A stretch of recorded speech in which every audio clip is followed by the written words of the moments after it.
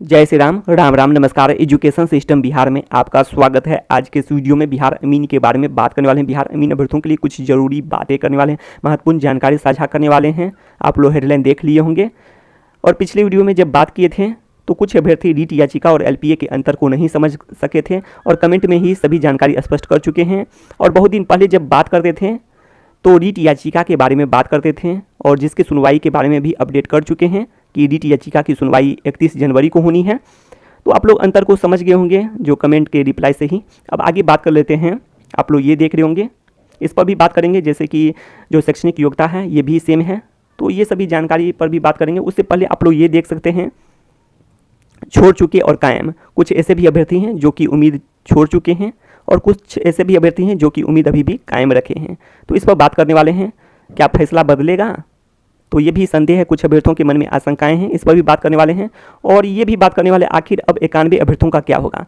तो कुछ ऐसे भी अभ्यर्थी हैं जो कि डिग्री लिए हैं, टेक्निकल डिग्री, अर्थात बात करें तो अमानत की डिग्री हो या फिर ITI से सर्वेयर की डिग्री हो, तो इस टाइप का टेक्निकल डिग्री है, पर वो शॉर्ट लिस्टेड नहीं हुए और न ही परीक्षा दे पाए। और जैसा कि आप लोग को पता भी होगा, विज्ञापन में स्पष्ट कर दिया गया है कि इंटर और इक्विवेलेंट के अंक के आधार पर शॉर्ट लिस्टेड की बात थी। तो ये सभी महत्वपूर्ण बिंदु हैं।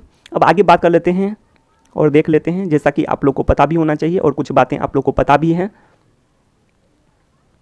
तो आप लोग ये देख रहे होंगे, सरकार, मंत्री या फिर बात करें कि विभाग के आ जाने से 70% जीत की संभावना बात करें तो अमीन क्वालिफाइड की बन रही है।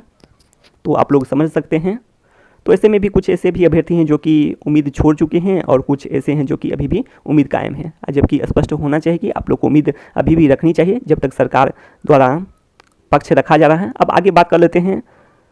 अगर पर्यावरण, वन एवं जलवायु परिवर्तन विभाग की बात करें तो इसके डॉक्यूमेंट वेरिफिकेशन अगर हो जाते हैं और नियुक्ति हो जाता है तो ये भी बात है, जैसे कि आप लोग को पता भी होना चाहिए कि इसकी बात करें कि डेट बढ़ चुकी है, मतलब स्थगित हुआ है तो डेट तो बढ़ना ही है।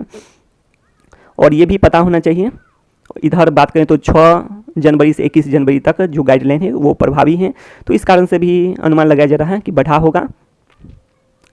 तो ऐसे में यदि सुनवाई की बात करें तो सुनवाई तो होगी ही 31 जनवरी को, लेकिन ये डॉक्यूमेंट वेरिफिकेशन और नियुक्ति यदि इस विभाग में हो जाती है, पर्यावरण, वन एवं जलवायु परिवर्तन विभाग में, तब बात करें तो अमीन क्वालिफाइड की 100% जीत सुनिश्चित है।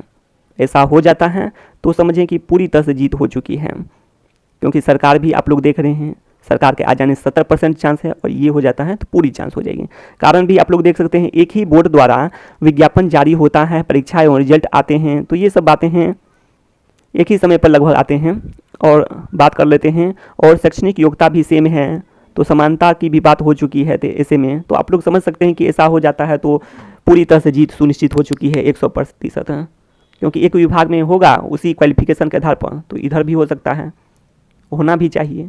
बोर्ड भी सेम है, विज्ञापन भी लगभग आप लोग शैक्षणिक योग्यता देखे भी होंगे सेम है। तो ये सभी बातें हैं। अब आगे देख लीजिए, तो एक ही राज्य में जब हो सकता है तो ऐसा क्यों नहीं होगा, सेम योग्यता वाले क्यों नहीं बन सकेंगे, ये सभी बातें होंगी। तो होना भी चाहिए, ऐसे में हो जाएगा। अब आगे बात कर लेते हैं। आप लोग ये देख रहे होंगे संविदा अमीन और नियमित अमीन, तो ये भी बातें होती थी कि समानता की बातें जैसे कि करें कि संविदा अमीन में है क्वालिफिकेशन और इधर नहीं दिया गया है, तो ये सब बातें होती थी। जब ऐसा हो जाता है, इसमें आप लोग देख सकते हैं पर्यावरण, वन एवं जलवायु परिवर्तन विभाग में, या फिर बात करें कि राजस्व एवं भूमि सुधार विभाग में भी तब ऐसा हो सकता है जब इसमें नियुक्ति हो सकती है, तो क्वालिफिकेशन सेम है। अब आगे देख लीजिए आप लोग, ये भी कमेंट अभ्यर्थी का है, अमीन अभ्यर्थी का कमेंट है, आप लोग ये पढ़ सकते हैं। संक्षेप में बात कर लेते हैं तो आप लोग ये देख सकते हैं कि 1767 पोस्ट वाले मामले पर भी वीडियो बनाना जारी रखें, नहीं तो ठंडे बस्ते में चली जाएगी। तो ऐसे भी बात करें तो कुछ अभ्यर्थी छोड़ चुके हैं, तो पहले भी बात करते थे कि उम्मीद कायम रखना चाहिए। अब आगे देख लेते हैं। बिहार अमीन क्वालिफाइड स्टूडेंट्स के साथ, मतलब आप लोग ये सभी देख सकते हैं, 40 पोस्ट वाले की ज्वाइनिंग की बात करें तो आप लोग देख सकते हैं 1767 वाले की क्यों नहीं होगी, यदि 40 पोस्ट वाले की ज्वाइनिंग नियुक्ति होगी। तो ये सभी बातें हैं। एक ही स्टेट की बात करें तो एक ही स्टेट में डिफरेंट क्वालिफिकेशन क्यों, ये सभी बातें हैं। सेम पोस्ट के लिए अर्थात अमीन बनने के लिए अलग अलग क्यों, तो ये भी बातें होंगी, जबकि बोर्ड भी सेम है। तो ये 1767 पोस्ट अमीन क्वालिफाइड अभ्यर्थियों के बारे में बात कर चुके हैं। अब आगे बात करने वाले हैं 91 अभ्यर्थियों के बारे में।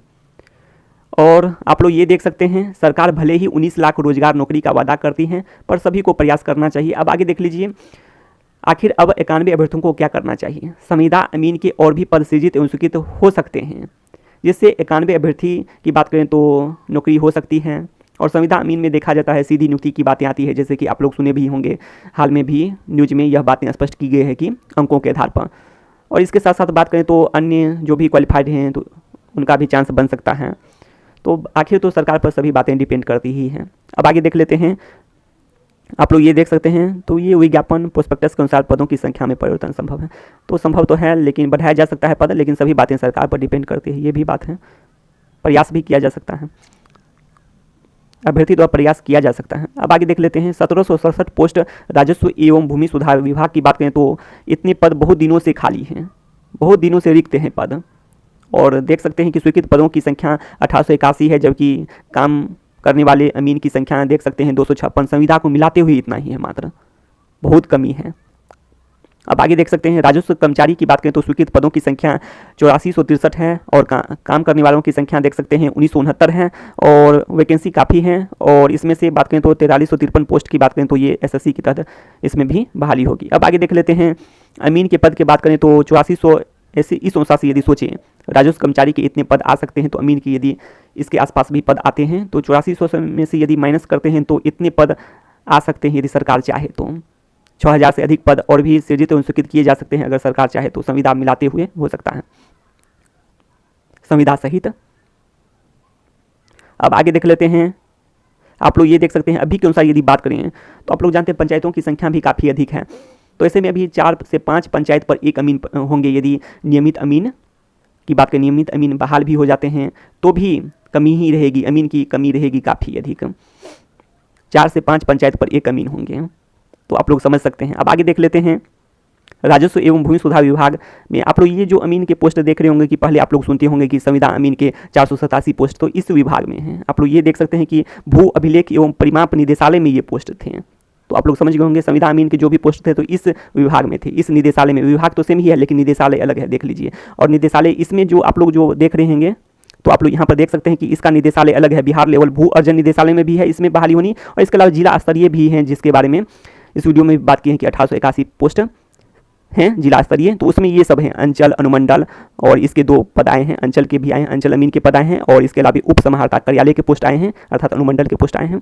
तो ये समय में आप लोग समझ सकते हैं जिला स्तरीय पोस्ट हैं इधर, और इसके अलावा भू अर्जन विभाग निदेशालय में, जबकि ये अलग है, भू अभिलेख एवं परिमाप निदेशालय। तो ऐसे में समझ सकते हैं 1881 ही अमीन है जिला स्तरीय, और इसमें भी यह बताया गया है 1881 पद सृजित स्वीकृत हैं, और बहुत दिनों से इसमें भी रिक्त ही है, समझ सकते हैं।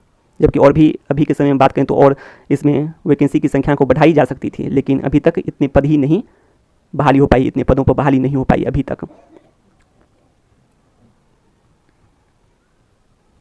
अब आगे देख लीजिए आप लोग, तो ये सभी जानकारी पर बात कर चुके हैं, तब ज़्यादा बात नहीं करना है। तो शिक्षा से संबंधित तमाम जानकारी के लिए सब्सक्राइब करें एजुकेशन सिस्टम बिहार को। तो बस इस वीडियो में इतना ही, धन्यवाद।